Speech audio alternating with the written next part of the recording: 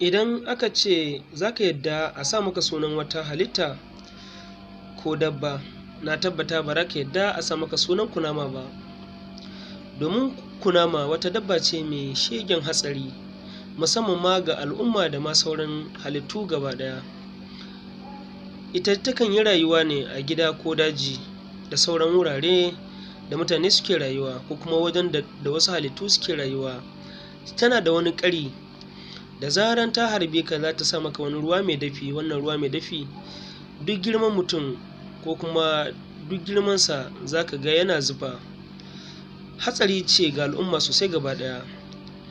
Akan same ta a wurare daban-daban, musamman ma a ƙasarmu ta Afirka gaba ɗaya, hatta ma da Najeriya gaba ɗaya, da kuma nau'ika na macizai wanda ake samun su a irin su yankunan su Kaltungo da Billiri a yankin Gombe. Amma ba a nan gizo take sakar ba. Wani abin mamaki shine waɗannan halittu guda biyu masu shegen hatsari ga al'umma, to su kuma ba sa iya zama waje ɗaya domin ba sa jituwa, domin ɗaya yakan iya cutar da ɗaya a kowane lokaci. Amma duk da haka ita kanta kunaman ta fi macijin hatsari a gare shi, domin yakan ji tsoronta sosai kuma ya santa, yakan gane ta saboda ita ƙarama ce. Takan yi amfani da wannan daman ƙanƙantansa ta cije shi ko kuma ta kore shi daga ramunsa komi girmansa ba tare da ya shirya ba. Sau da yawa sukan zauna waje ɗaya amma wani bai san da wani ba, amma daga yayin da wani ya san da wani to fa ba a shiri, dole za a rabu. Sau da yawa shi maciji yakan kai hari ne a kunama, amma ita kuma ta yi amfani da ɗan ƙarin da Allah subhanahu wata'ala ya bata domin ta kare kanta.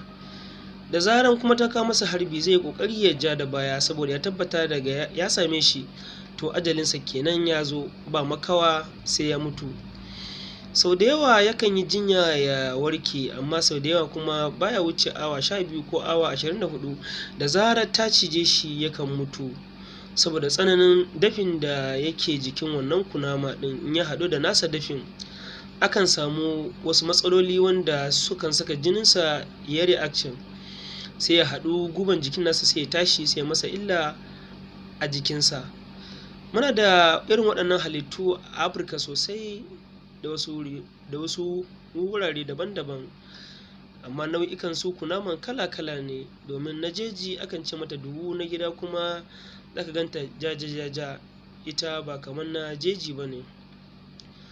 Kuma menene mu ce Allah sauƙi. Kuna shin wannan bayani ne daga tashar Jiminah sashen Hausa da take ɓangaren